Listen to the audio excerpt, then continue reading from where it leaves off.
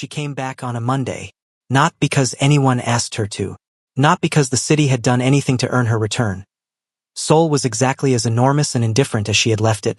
Its skyline unchanged, its traffic unrepentant, its air carrying that particular blend of food stalls and cold November and something metallic that she had, somewhere in the 6 weeks she was away, started to think of as familiar.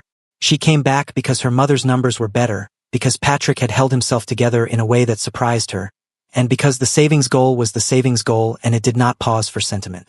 That was what she told herself on the 14-hour flight back. Practical reasons. Visa reasons. Financial reasons. The kind of reasons that lived in spreadsheets and made sense at 3 a.m. when you were trying to explain yourself to yourself. She did not think about a man who had stood at an airport departures drop-off in the flat morning light and looked at her like she was the most inconvenient thing that had ever happened to him and also the thing he was least willing to lose. She did not think about coffee made exactly right without being asked. She thought about her savings goal. She thought about it very hard. She walked back into the Grand Sirac Hotel on a Monday morning with her uniform pressed and her shoes replaced. Finally, she had replaced the shoes, her heel thanked her, and Hyun-ji, who was arranging the front station, looked up and dropped an entire sleeve of cloth napkins onto the floor. "You're back," Hyun-ji said. "I work here," Zara said. "You're actually back." "I just said." "No, I mean..." Hyun-ji pressed her lips together. Her eyes were doing something expressive and complicated that Zara chose not to interpret. "Welcome back," she said, with the particular controlled innocence of someone sitting on information. Within 20 minutes of her return, Zara became aware, through peripheral observation alone, that the restaurant staff had developed what could only be described as a coordinated emotional investment in her life. She caught 2 junior waiters exchanging a look when she walked past. She saw Min-young, the front host, type something on her phone with suspicious speed. She overheard the word Thursday spoken and then immediately swallowed mid-sentence as she rounded a corner. She stopped, turned, looked at the 2 prep staff who had gone very still near the pastry station. "Nothing has changed," she said. Her voice was the same level tone she used for everything. "I am back. I am working. Whatever narrative you have constructed in my absence, dismantle it." She looked at both of them individually. "Do we understand each other?" Both nodded with an enthusiasm that meant nothing. She turned back to her station. Behind her, she heard the soft buzz of a phone and someone typing at speed. Somewhere in the hotel, on a group chat that Zara did not know existed and whose name she would never discover, Hyun-ji sent, "She's back. He doesn't know yet. The board is back in play." The board, in this context, was a physical whiteboard in the staff break room that had appeared sometime in October, which Zara had never seen but which had become a landmark of sorts. Someone had drawn a scale from 1 to 10 labeled Thursday tension, and the staff had been updating it weekly with a dedication that bordered on reverent. It had reached 8.5 the week before Zara left. Someone had drawn a black line through it during her absence. The black line was now, as of Monday morning, erased. The scale was back. The marker was ready. Zara knew none of this. She did her Monday shift with the same focused efficiency she brought to everything, filling every gap before it needed filling, moving through the restaurant like water through narrow spaces, and she went home on the bus and she did not look at her phone, and that night she slept adequately and woke early and put on her new shoes and went back. Thursday came the way Thursdays always came, preceded by 2 days of things that were not Thursday and followed by a shift that Zara had spent zero time thinking about. She set the corner booth. She straightened the cutlery with one precise adjustment. She checked that the still water was chilled. She went to her other tables. At 7:15 she was refilling water at table 3 when the door opened. She did not look up. She finished the pour, set the pitcher down, attended to the elderly gentleman at table 3 who wanted to know if the salmon was wild-caught. She told him yes. She wrote his order. She walked back toward the station and did not, at any point, look at the corner booth. The corner booth was empty. She noted this the same way she noted everything, efficiently, without expression, while her internal architecture performed a small and unauthorized rearrangement that she would not be examining tonight. He was in Tokyo. The flower note had said Tokyo. Perhaps he was still there. Perhaps he had resumed Thursdays on a different schedule. Perhaps he had stopped coming entirely, which was entirely his right and entirely irrelevant to her, because she was here for the salmon orders and the still water and the savings goal, not for Her phone buzzed in her apron pocket during a gap between tables. She didn't check it until she reached the staff station. Unknown Seoul number. A text message. For words and one period. Thursday resumes next week. She stared at the screen for 3 seconds. Put the phone back in her pocket. Picked up a water pitcher. Went back to the floor. Hyun-ji, who had been watching, updated the board by remote instruction during her break. The number climbed from 0 back to 6. Someone added a small note underneath. He texted. She stared at the phone for 3 seconds. 6. The following Thursday he walked in at 7 exactly, which was when he always arrived, and the restaurant did the thing it always did. The quiet moving through the room table by table, the conversations thinning, the particular social recalibration of people suddenly aware that someone significant had entered their space. Zara was at table 7. She finished the order she was taking. She walked to the entrance. He was standing in the same place he always stood, in the same dark suit, with Sang-woo a half step behind him and the 2 security men arranging themselves at the perimeter. He looked exactly the same. She had prepared for exactly the same. She had prepared very thoroughly. What she had not prepared for was the way he looked at her, which was not the same at all. It was more open than it used to be. More direct. Like the weeks had worn through whatever careful surface he kept on things, and what was underneath it was simply this. A man who was genuinely, unceremoniously glad to see her. She held out the menu. "Your table is ready," she said. "I know," he said. She led him across the restaurant, seated him, set his menu down. "Still or sparkling," she said, which they both understood was now a ritual with a different meaning than when it started. "Still," he said. Then, before she could turn away, "How is your mother?" She paused. "One beat. Better," she said. "Good," he said. She walked back to the station and poured his water, and Hyun-ji appeared at her elbow like a small, emotionally invested ghost. "The tension," Hyun-ji whispered, "is already at an 8. "Go away," Zara said pleasantly, and carried the water to his table. And the Thursday after 6 weeks resumed exactly as though it had never stopped, which was either a comfort or a complication, and she had not yet decided which. The weeks that followed had a texture that Zara could not have described accurately to anyone who asked, which was fortunate because nobody asked. She was too private for most people to probe and too competent at deflection for the ones who tried. But inside the careful management of her daily life, something had shifted with a quietness that made it harder to address. Like a piece of furniture moved 2 inches in the dark. You didn't notice until you walked into the space where it used to be. He asked her things. That was the problem. Not big things. Not the kind of questions that announced themselves as significant. He asked if she had eaten. When she came to take his order late in a rush, in a tone that was so unperformed it disarmed her completely. He asked about Atlanta in pieces, the neighborhood, the light, her mother's garden that she had mentioned once and apparently he had not forgotten. He asked about the book, the one he had returned, whether she had finished it. She had finished it. On the plane. She told him this and then regretted telling him because the small animation in his face when she said it was doing nothing useful for her composure. She developed rules. The rules were sensible and professional and she committed to them fully. No more than 3 seconds of eye contact. No lingering at the table after delivering the order. No answering the questions about Atlanta because those answers led to conversations and conversations led to the thing she was managing, which was feelings that had no practical home in her life.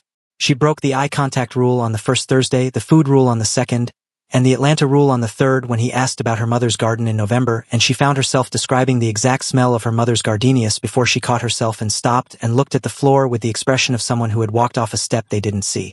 He said nothing, just waited. And the waiting was somehow the worst part. On the fourth Thursday, she brought him sparkling water. She had been doing 3 things simultaneously and her hand reached for the wrong bottle, and she didn't notice until she set it down and looked up and found him looking at the glass with an expression of mild attentiveness and then at her face.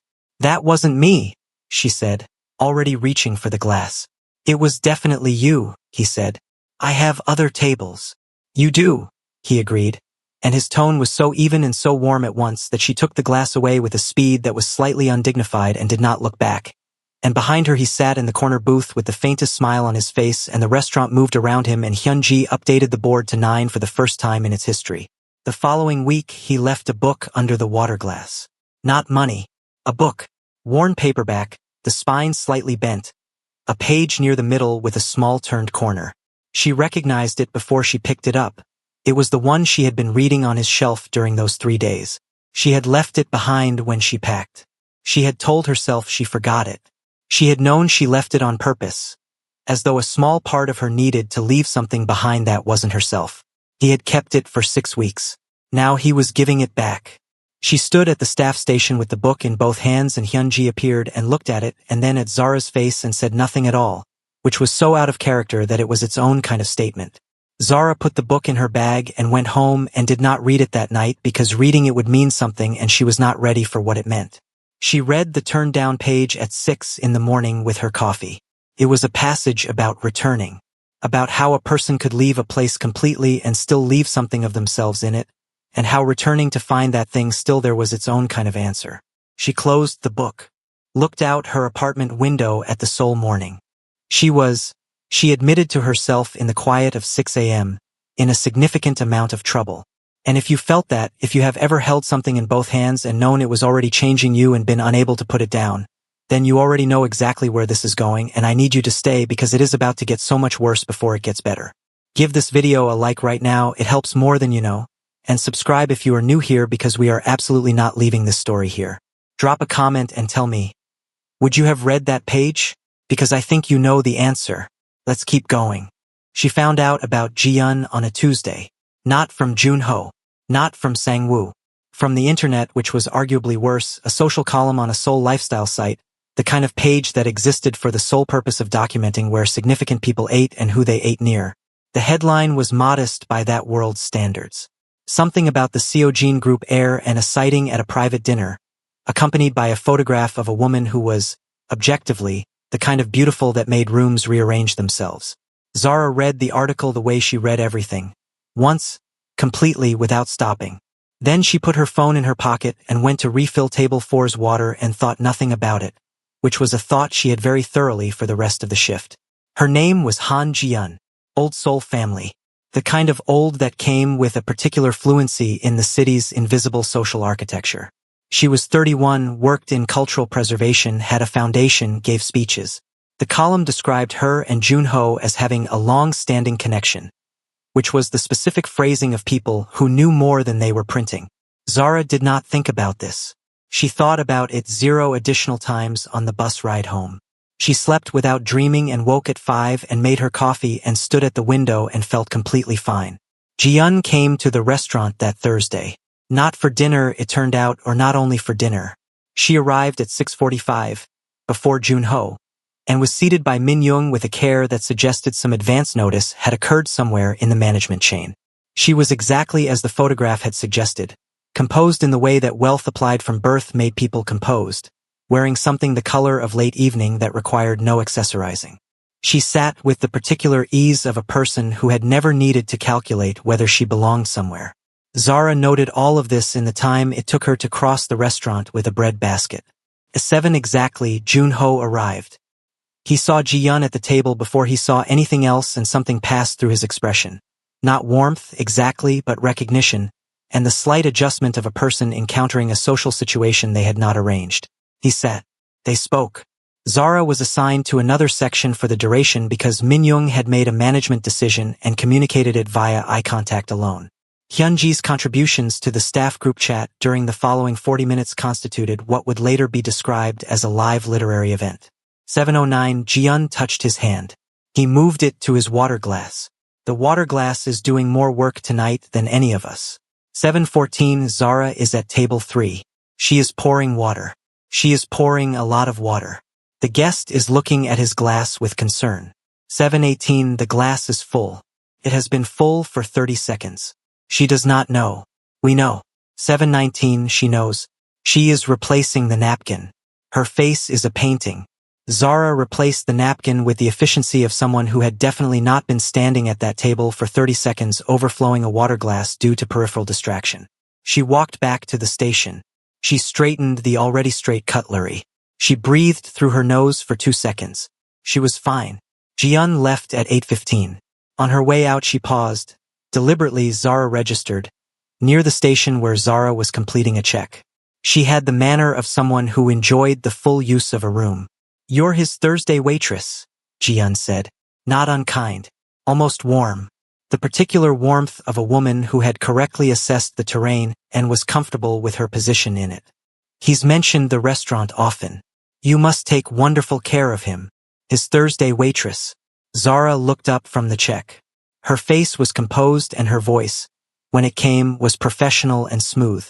We appreciate his continued patronage, she said. Ji-yeon smiled, moved on.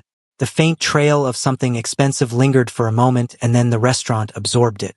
Zara finished the check, tucked it in the folder, walked to the service corridor and into the walk-in refrigerator and stood in the cold for 90 seconds with her eyes closed, which was something she was absolutely not doing for the reasons anyone watching might assume. She was warm. It had been a warm evening. This was temperature regulation. She went back to the floor. Sang-woo was waiting outside the hotel after her shift. He did not look comfortable being there, which Zara had noticed was his baseline whenever their conversations involved the thing neither of them named directly. She's not what you think, he said, when she stopped in front of him.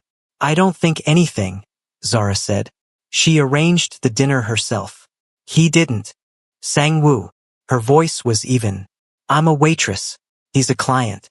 What happens at his table when I'm not holding the water pitcher is information I have no use for.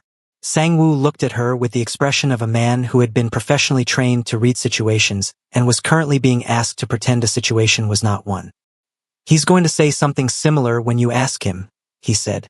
I thought you might prefer to hear it from someone who doesn't have a reason to perform neutrality. She stood on the pavement with the evening traffic moving past and something cold tracing the back of her neck that had nothing to do with the November air. Why are you telling me this? She asked. Sang-woo considered this question for a moment with genuine thoughtfulness. Because I have watched him go to a restaurant every Thursday for a year, and I have watched him read a file at midnight, and I have watched him sit on a waiting bench for 11 minutes because a woman handed him a buzzer instead of a table, and I am, he paused, as though the next words cost him something, tired of watching two people be very intelligent about everything except the obvious. He put his hands in his pockets and walked away. Zara stood on the pavement for a moment after he left. Then her phone buzzed. Unknown Seoul number. She knew it now. She answered before it rang twice, which she would have words with herself about later. She is not a thing. His voice, even and direct across the line. Silence for a beat. I don't know what that means, she said, which was a lie. Ji-yeon. She is not a situation. She is not something you're looking at from table 3 while you overflow someone's water glass. The pause that followed had its own weather system. Who told you about the water glass? She said. Sang-woo. Sang-woo needs a different hobby. Zara. She pressed her free hand flat against the cold wall behind her. Why are you telling me this? Because I think you need to hear it. Why do you care what I need to hear? The pause this time was his, and it carried the particular weight of a man choosing his words not for impact but for accuracy. Because I care what you think, he said. Specifically, about this, about me. She closed her eyes. The traffic moved past. Somewhere down the block someone was selling something warm that smelled of cinnamon, and the city pressed its enormous indifferent self against her from every direction. This is not information I required, she said, and her voice was steady. She made sure of it. And yet, he said. She hung up. She stood outside with her phone in her hand and let the two words sit there in the air where he had left them. And yet, she put her earphones in and walked to the bus stop and told herself, for the full 40-minute ride home, that she was absolutely, completely, thoroughly fine. She was 9 kinds of not fine. She knew this because she opened the book that night. The turned-down page. She read it again. Then she lay in the dark and stared at the ceiling and thought about a woman the color of late evening, who had called her his Thursday waitress with the smooth certainty of someone who had mapped the room and found herself at the center of it. Then she thought about a man who had called to tell her it wasn't true before she had even admitted to herself that she needed to know. That was the part she couldn't quite flatten. The part that wouldn't lie down and stay file-shaped and manageable. He had known. Without her saying anything, without a visible crack in her performance, he had known exactly what Ji-yeon's presence had cost her, and he had picked up his phone before she reached the bus stop. She had been seen again, without permission, without warning, by someone who could not seem to look at her any other way. She pulled the blanket up and closed her eyes and thought about the savings goal with extraordinary determination. The savings goal was very boring tonight. She thought about the water glass. She thought about and yet. Eventually she slept, and in the morning she got up and put on her shoes and went back to the restaurant and was a professional, which was the thing she was best at being. And the days moved forward, and the Thursday after that he came and she seated him and brought his still water without being asked. And when she came to take his order, he looked up at her and said nothing at all, and she said nothing at all, and the silence between them had more content in it than most conversations she'd had. All week, the board in the break room stayed at 9. Someone added a question mark.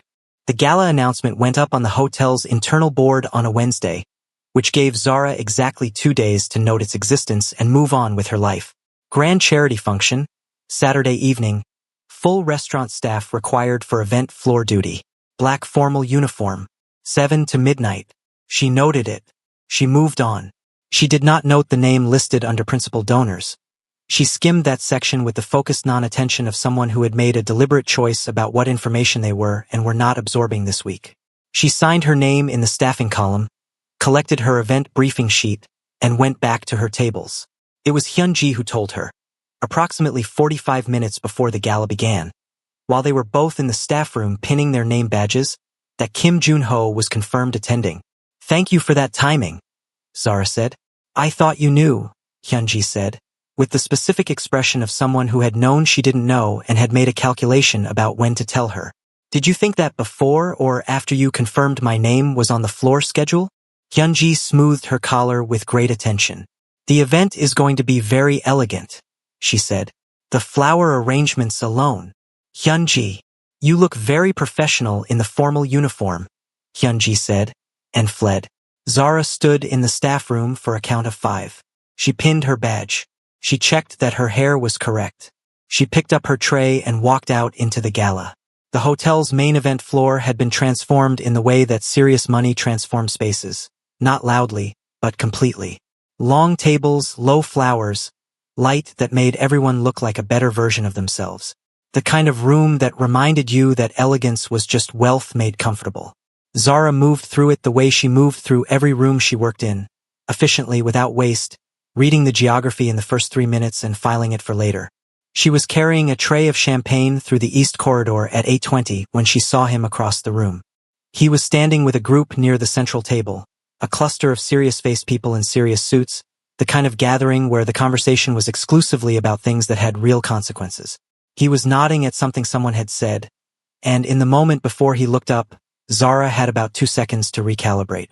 She turned, with purpose, walked in the direction she had come from and arrived at a large floral arrangement near the west wall which she stood behind and found suddenly very interesting.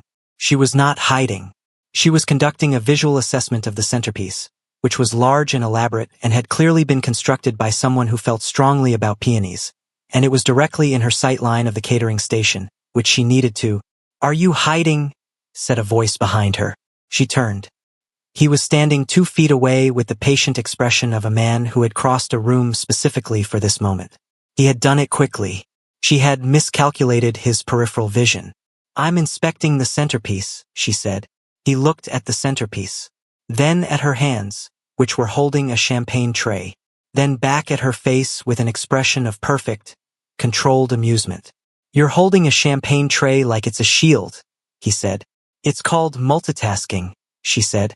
"The peonies look very inspected. They're well arranged." "Zara, I have a floor assignment," she said. "I know." He didn't move. Neither did she. Around them the gala moved in its careful orchestrated way, people in expensive clothes doing expensive things, and in the small pocket of quiet beside the peony arrangement 2 people stood with 3 feet of professional distance between them and something much shorter than that underneath it. "You didn't know I'd be here," he said. "Not a question." "I was informed," she said. "Recently. I would have told you. It doesn't matter. It matters to you. I can see it." "I am working," she said, and her voice had a note in it that was doing double duty.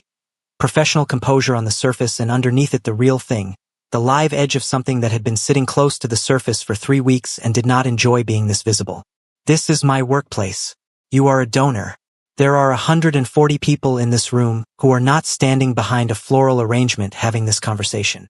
"That's true," he said, and then quietly, "Come out to the terrace, just for 10 minutes. There's a view of the river. She looked at him. I can't, she said. It's a 10-minute break. It's a break I'd spend with a donor at a private gala that my management can observe from 4 different angles. I'll speak to management. Please, she said, and the word came out with more heat than she intended, low and controlled but real. Do not speak to my management. That is the last thing I need you to do. I am here doing my job. You being here makes that harder. I don't. She stopped herself. Reset. I will find you before the night ends, she said, which was more than she had planned to offer, and she saw him register it, the slight change in his stillness. But right now I need to work. He held her gaze for a moment. Then he stepped back. I'll wait, he said. She turned away from him and walked with absolute composure back into the floor, and did not look back, and was professional for the next 2 hours in a way that required slightly more of her than usual, and that she would not be documenting anywhere.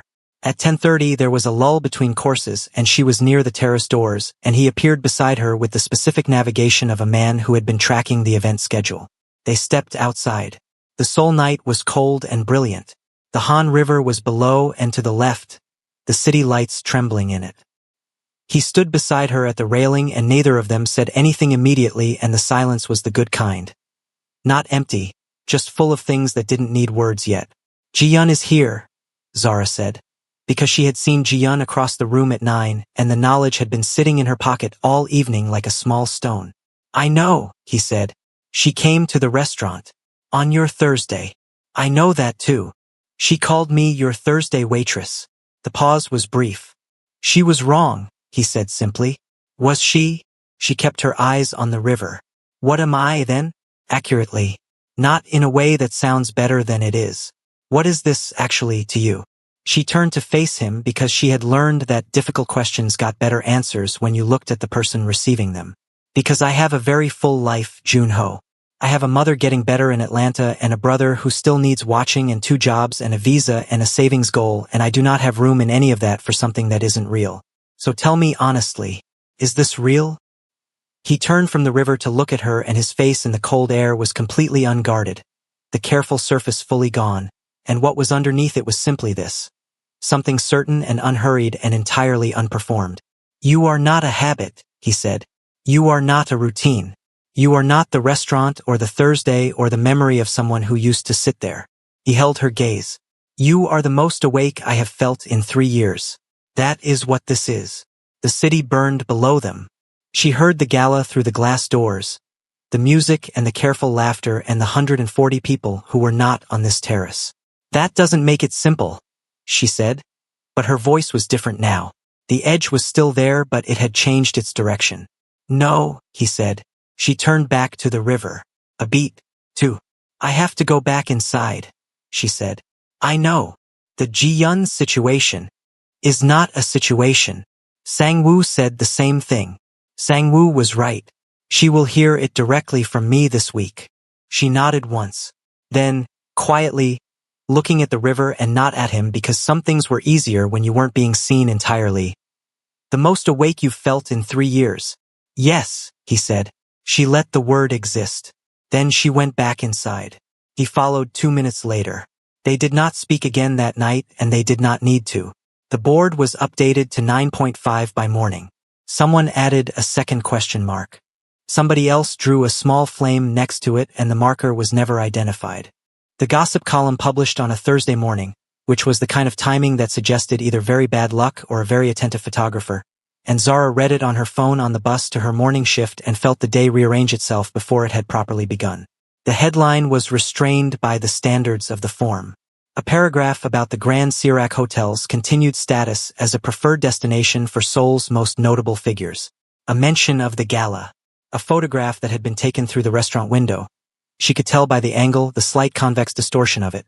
That showed a woman in a black uniform leaning over a corner booth table, her head tilted slightly toward the man seated there, close in the way that attention made people close without their permission. It looked like exactly what it wasn't. She read the caption, which used the phrase intimate regular appointment, and put her phone face down in her lap and watched the Han River Bridge pass beneath the bus. By the time she reached the hotel, the paragraph had traveled. She could feel it.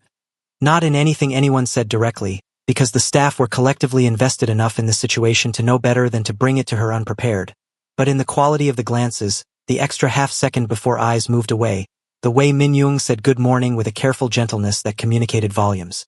She changed into her uniform. She tied her apron. She went to her station. At 11:15, her manager's assistant came to tell her there was a meeting requested.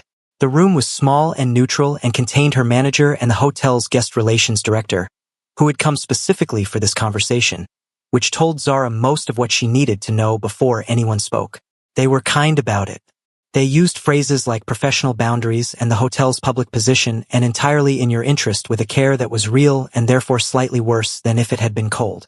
The guest relations director mentioned once the word optics. Zara sat with her back straight and her hands in her lap and looked at each of them in turn and said very little. What she thought during the 15 minutes of this meeting was the following: that she had worked in this restaurant for 13 months. That she had covered shifts that weren't hers and trained staff who were later promoted above her and filled every gap before it needed filling and been, by any measurable standard, exactly what this place required. That she had done all of this while running 2 jobs and sending money home and managing, in parallel, a life that most people would have found exhausting to observe. And that a photographer with a telephoto lens and a paragraph of suggestion had done more damage to her professional standing in 24 hours than 13 months of careful, excellent work had built. She thanked them for their time and walked out. She went to the walk-in refrigerator. She stood in it for 90 seconds. It was not enough. She went back to the floor and she worked her shift and she was impeccable at it, which was the only form of dignity available to her today. And when her shift ended, she walked to the bus stop and rode across the city to the diner and she worked that shift too. And when she got home at 6 in the morning, she sat at her kitchen table with her hands flat on the surface and breathed. Then she called her mother. Diana Thomas answered on the first ring, which meant she had been awake, which meant she already knew something, which meant Patrick had talked and Patrick was going to receive a separate conversation later. Tell me, her mother said, and Zara did. All of it, for the first time completely, the Thursdays, the brother's debt, the 3 days, the book, the terrace, the column, the meeting, all the things she had described when they came up as nothing relevant. Her mother listened to all of it without interrupting, which was how Zara knew she considered it serious. Baby, Diana said when Zara finished. I know, Zara said. No, listen to me. When are you going to let somebody? Mama, it's complicated. You have been saying complicated since you were 20 years old, and every complicated thing has turned out to mean I'm scared, but I won't say that. I'm not scared. You built a wall, her mother said, with the directness that had always been her defining quality. And you called it self-sufficiency, and it kept a lot of things out that shouldn't have been kept out. That wall has served you. I know why you built it. But a wall that never comes down stops being protection and starts being a prison. Silence. He remembered your coffee, Diana said. Mama. He sat on a bench with a number buzzer. That was. He called you from across the world to tell you a woman wasn't a thing. That doesn't. Zara Amara Thomas. Her mother's voice, firm and warm and completely certain. At some point, love is not the complication. It is the answer. And you are smart enough to know the difference and stubborn enough to refuse it, and I am telling you, as your mother who has known you for 27 years, that this is the moment where stubborn stops being a virtue. Zara sat at her kitchen table in the sole morning with her hands flat on the surface and her throat doing something she controlled with one careful breath. What if it costs me everything I've built? She said quietly. What if not doing it costs you more? Her mother said. She sat with that for a long time after the call ended. Thursday arrived 3 days later and Junho came at 7 exactly and Zara seated him and brought his water, still without asking, and took his order and delivered his food and refilled his glass once, and when he left she found something under the water glass that was not money and not a book. It was a small card. Hotel quality paper, not the restaurant's brand, his. 3 lines in handwriting she recognized from a note about Tokyo weeks ago. The column was not your fault. The meeting was not acceptable. I should have been more careful with what was visible. I'm sorry. She stood at the station with the card in her hand and Hyunji at her elbow, reading it over her shoulder with no apology for doing so. 9.5, Hyunji said reverently. Stop reading my cards, Zara said. 9.5, Hyunji said again.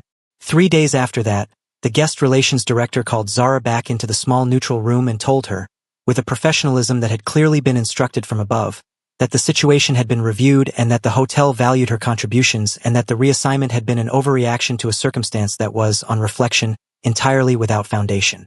She was being reinstated to the restaurant floor effective Monday. Zara sat across from the guest relations director and said, "Thank you," with exactly the same expression she had worn during the first meeting, which communicated everything. She did not ask who had made the call. She didn't need to. She knew the shape of things handled from above. And that, she thought on the bus ride home, was the problem. Not that he had fixed it. Not that it was fixed. But that it had happened, again, in the pattern she recognized now too clearly to pretend otherwise. A problem in her life, a solution that arrived from his direction, and her name nowhere in the decision. Even when he meant well. Especially when he meant well.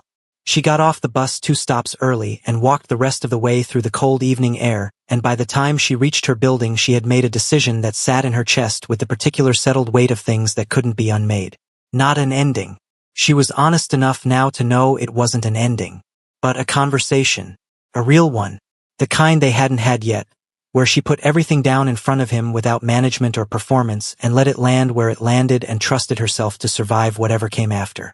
She went upstairs. She made tea. She sat at the window with the Seoul night burning beyond the glass, and she stayed up until 1 in the morning composing the most important thing she had ever been too afraid to say, and she was not afraid of it anymore. Tomorrow, she decided, was the day. She went to his office on a Thursday morning. In her hotel uniform, because she had an afternoon shift and because she had made the decision at 1 in the morning and going home to change would give her too much time to reconsider, and she was not giving herself that time. She took the subway to Uedo and walked into the lobby of the glass tower with the particular stride of a woman who had rehearsed nothing and was going anyway, and she walked up to the same receptionist. Perfect posture, practiced neutral expression, the institutional memory of a young woman who had seen Zara exactly once before and clearly filed her accurately. "I'm here to see Kim Jun-ho," Zara said. "Do you have an appointment?" "No." The receptionist looked at her for the half-second of a professional calculation. "Mr. Kim doesn't. Tell him Zara Thomas is in the lobby," Zara said. "He'll decide." She sat down in the lobby chair. She sat with her back straight and her hands in her lap, and she waited with the patience of a woman who had decided the outcome and was now simply waiting for the building to catch up. 6 minutes. Then the elevator opened and Sang-woo came out, looked at her and looked briefly, silently upward at a point somewhere above the lobby ceiling in the manner of a man offering a brief and private expression of gratitude to an unnamed party. "Ms. Thomas," he said. "Sang-woo," she said. "He's ready for you." "Of course he is," she said, and stood up and followed him into the elevator, and they rode to the 38th floor in the same wordless mutual respect they had established months ago in a different elevator in a different context, and she appreciated that he still didn't try to make small talk. The corridor. The double doors. Sang-woo knocked once and opened them, and she walked in and heard them close behind her. The office was exactly as she remembered it. Clean lines. Dark wood. Seoul laid out behind him through the floor-to-ceiling windows like something he had earned the view of. Jun-ho was standing behind his desk with his jacket on and no readable expression, and she noticed, with the part of her brain that noticed everything, that he was standing rather than sitting, which meant he had been standing before she arrived, which meant he had known this was different the moment his name reached the lobby. She stopped in the middle of the room. "I have a list," she said. He said nothing, but his posture changed. A slight and complete settling, like a man whose muscles had been held carefully and were now, with one permission, releasing. He folded his hands. He waited. "Condition 1, Zara said. She had not written this down. It was in her chest and had been all night, and she delivered it plainly. "You do not handle things that are mine to handle without asking me first. I don't care what the situation is. I don't care if the building is actively falling down. You ask. I decide. That is a line and it doesn't move." "Understood," he said. "I mean that. Not agreed to and then adjusted when you decide the situation warrants it. Understood and adhered to. Full stop." "Full stop," he said. She held his gaze for a beat, checking it, and what she found there was not compliance or performance. It was acknowledgement, the real kind, settled and without negotiation. "Condition 2, she said. "I am not a variable in anyone's equation. Not the Choi Group. Not a gossip column. Not the guest relations director of the Grand Sirak Hotel. If being in proximity to you puts me in the position of being anyone's message or anyone's leverage or anyone's photograph, then this," she paused. Whatever this is ends. Not as a threat, as a limit. I have worked too hard and built too carefully to be a footnote in someone else's story. You are not a footnote, he said, and something in his voice had an edge to it that was directed outward and not at her. The column, the hotel meeting, those will not happen again. I was careless with what was visible. That was my failure. I know it was, she said. I'm not asking for accountability. I'm asking for the condition. You have it, he said. She nodded. A pause. And here was the one she had written and rewritten at 1 a.m, the one that had made her sit at the window for an hour trying to find the version that was honest without being more than she was ready to give. Condition 3, she said. If you make me coffee, you make it right. You have set an entirely unreasonable standard, and I expect it maintained indefinitely. The silence that followed this had a different quality than the others. He looked at her across the width of his desk and the office and the careful professional distance she had built and maintained since October, and the real smile came. Not the almost, not the controlled almost version she had catalogued on Thursday mornings. The full one. The one that rearranged his face and made him look like a person rather than a position.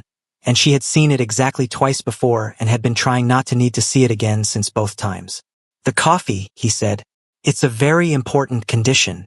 It's the most important condition. He agreed, and the warmth in his voice was total and unhurried and aimed entirely at her. She stood in the middle of the office and let out a breath she had been holding since 1 a.m. This is still complicated, she said. Completely, he said. My mother is in Atlanta. I know. I still have 2 jobs. You could have 1, he said. In a field you choose. I want to be clear, that sentence is not a purchase. It is a sentence. I heard it the first time, she said. I'm still deciding what to do with it. That's fair. Your world is dangerous. Less than it was, he said. Working on the rest. Sang-woo hates this. Sang-woo will survive. From directly outside the closed double doors, perfectly audible. I am standing right here, Sang-woo said. I have been standing here this entire time. The laugh came out of Zara before she could stop it. Real and unguarded. The kind that used her whole face, and she watched him register it with the expression of a man who had been waiting for that specific thing without knowing he was waiting for it. She walked toward the desk. Not quickly. She didn't move toward things quickly. She moved toward them with full intention. And she stopped 2 feet away and looked at him directly and said, The Thursday table. What about it? He said, and his voice was quieter now. Is it still mine? He looked at her for a moment in which the office and the city behind him and the 38 floors of Seoul below them were very quiet. It was always yours, he said. She closed the remaining 2 feet, and when she reached for his hand, he was already turning his palm up to receive hers, and their fingers closed, and the contact was simple and complete, and neither of them said anything for a moment because some things arrived full and did not need translation. Outside, in the corridor, Sang-woo put his hands in his pockets and walked away and pulled out his phone and sent a message to a contact listed as Hyunji, Hotel. A contact he should not have had in any professional context, and yet, that read, done. And in the break room of the Grand Sirak Hotel restaurant, at some point in the following hour, a hand picked up the whiteboard marker and drew a single small heart next to the 9.5 on the Thursday tension tracker. Nobody erased it. Nobody tried. 3 things happened in the weeks after the office. The first was that Junho came on Thursdays and she seated him and brought his still water and took his order, and the air between them was different now in the way that air changed after rain. The same air, the same room, but cleaner, the charge in it resolved into something you could breathe without effort. The staff noticed. The board, which had served faithfully for months as the emotional weather station of the restaurant, was updated one final time to a number that required discussion and then retired with ceremony into the break room cabinet, where it was kept because no one wanted to be the person who threw it away. The second was that Min Young, the front host, stopped flinching when Junho arrived. She had developed, over 13 months, a fear response to his presence that was partly about his position and partly about the second-order consequence of whatever happened when Zara and he occupied the same air. Now that the consequence had resolved itself, she found she could breathe again. She even, one Thursday in December, smiled at him with something approaching genuine warmth. He nodded at her once. She told Hyunji about it for 4 days. The third thing was that Jiyeon stopped coming to the restaurant, which Zara was informed of by Sang-woo with no additional commentary, and which she received the same way. She had made peace with Jiyeon as a concept, had come to understand, through the accumulating evidence of who he actually was, that the careful, surface-level world of expectation and arrangement that Ji-eun represented was the exact world that Jun-ho had been quietly dismantling for 3 years in the interest of something he hadn't been able to name until a woman handed him a buzzer on a Tuesday. She told him this once, on a Saturday morning in December, in his kitchen, over the coffee that was always exactly right. She said it straightforwardly because she had learned, at some cost, that the things you kept inside for protection eventually cost you more than the things you said out loud. He looked at her across the kitchen counter and said, "You are the only person I have ever met who explains my own life back to me more accurately than I can explain it myself." "I'm observant," she said. "You're extraordinary," he said, which was so plain and direct that she looked briefly at her coffee cup to recover herself. "Don't," she said. "Don't what? Don't say things like that at 8 in the morning. I haven't fully loaded yet." He smiled. The full one. She had stopped trying to file it. She just let it land where it landed now, which was the only sustainable option. Her mother called that afternoon and Zara answered in the living room while Jun-ho was somewhere in the study doing the kind of weekend work that powerful people could never fully put down, and Diana Thomas's voice on the line had the warm, raspy quality of a woman whose numbers had been good for 6 consecutive weeks and who sounded, increasingly, like herself again. "Tell me something," Diana said. "Good morning, Mama." "It's afternoon." "Good afternoon, Mama. Are you happy?" her mother asked. Zara sat in the living room of a penthouse that was still slightly too large for her comfort, but that she had stopped being daunted by, with Seoul burning outside the windows and the smell of coffee still in the air, and the sound of someone working in the next room, whom she had handed a buzzer on a Tuesday 11 months ago, and who had sat down on a bench and waited. "Yes," she said. She didn't add anything to it. It was the truest thing she had said in years, and it didn't need decoration. Diana was quiet for a moment. Then, "Good," she said, and the word was full. "That's all I ever wanted for you. Not the work or the money or the saving or the fixing. Just that." "I know," Zara said. And this time the words meant what they always meant and also something more. She knew it now in the full sense, the embodied sense, the sense that lived in the part of her that had spent 8 years performing strength and was only now, slowly, learning that strength was not the same as armor. She stayed on the call for an hour. Patrick came on at the end and was mercifully, for once, not annoying about any of it. He asked one pointed question, "Is he good to you?" And when she said yes, just yes, he made a sound that was half satisfaction and half the private relief of a younger sibling who had watched his sister carry more than her share for longer than she should have. "Good," he said. "You deserve that." He paused. "Also, I'm thinking about Seoul again." "Patrick, just visiting," he said too quickly. "If you get into anything, visiting, purely, as a tourist." "As a tourist," she repeated, with the tone of a woman who had Patrick translated this and found it approximately 60% credible. "I love you, Z," he said. "I love you too," she said. "Don't do anything I have to clean up." She hung up and sat in the afternoon light for a moment and felt the shape of her life, which was still complicated and still imperfect and still held together in places with effort and intention, but which had, in the past months, acquired something it had been missing. Not someone to carry it for her. She had never wanted that and wouldn't have accepted it. But someone to stand beside her while she carried it. Someone who made the coffee right and remembered the details and looked at her with the full weight of his attention and didn't try to simplify what was real. Jun-ho came into the living room at some point and found her by the window and sat beside her without asking if she was okay because he had learned that asking if she was okay when she was clearly fine was the one habit she found genuinely irritating. He sat with her in the quiet and after a while he said, "Your mother. She sounds like herself again," Zara said. "Good," he said, and the word between them now carried the weight of everything they had learned about each other in the months since October. That good was not a small word, that I know could mean 100 different things depending on who said it and when, that love did not announce itself loudly in people who had built themselves around quiet survival but lived, instead, in the practical daily evidence of being known. That evening she asked him, unprompted, something she had been holding for a while. "Your mother's order. The one she got every Thursday at the hotel." He was quiet for a moment. "Grilled fish, steamed rice, barley tea." He paused. "No dessert." She said the food was the event. "She sounds right," Zara said. "She usually was." He looked at his hands. "She would have talked to you for hours," he said. "She collected people she respected. You would have gone straight to the top of that list." Zara absorbed this. "Tell me about her," she said. And so he did. And she listened the way she always listened, completely without looking away, and outside Seoul moved through its December evening, and inside the lamp burned low, and two people who had been surviving separately sat together and were, for the first time in a long time, simply living.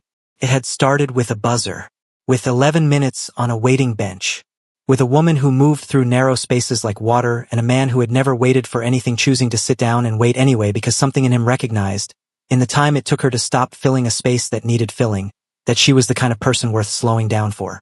It had not been simple. It had been a fire exit counted in the dark, and a file read at midnight, and a brother's debt settled without permission, and a warehouse and a terrace and a walk-in refrigerator and a book with a turned-down page, and a water glass overflowed during 40 minutes of very professional not looking and 2 words.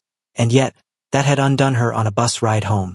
It had been, in the end, 2 people who had built very careful walls calling each other's bluff until there was nothing left to hide behind, and what was underneath was simply this. Real, specific, chosen. Here is what this story is about. Underneath all the tension and the coffee and the stubborn woman who made conditions instead of confessions. It is about the cost of armor.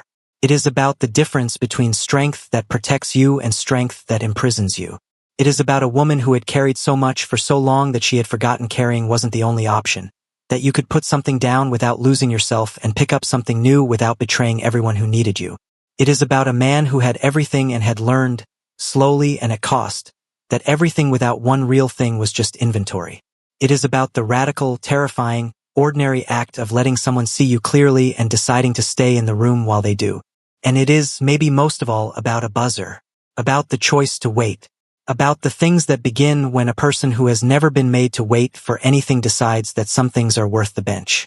Zara Thomas fixed things. That was a fact about her, like her height and her blood type.